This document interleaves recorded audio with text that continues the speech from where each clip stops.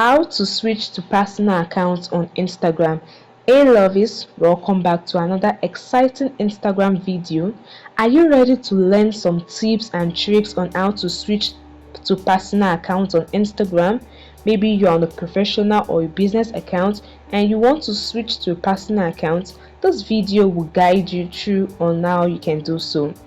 Alright, let's jump right into it. So navigate to your profile page, and right in this page is where we want to do the switching. You don't need to tap on the three horizontal lines to go to your settings page.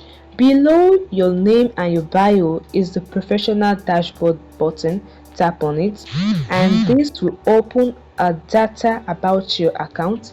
At the top is the gear icon. Click on it to navigate to your business setting, then tap on business option. As you can see, provided you are on a business account. If you're on a creator account, instead of you to see the business option, you might see the creator account. So whichever you are provided with, just tap on it and scroll till you find switch account type.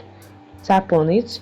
You'll be given option to either switch to a personal account or a creator account. Select personal account and confirm your action again by tapping on switch to personal account. It will open a personal account switch window where it explains to you what a personal account is, what will happen if you switch from a professional account to a business account.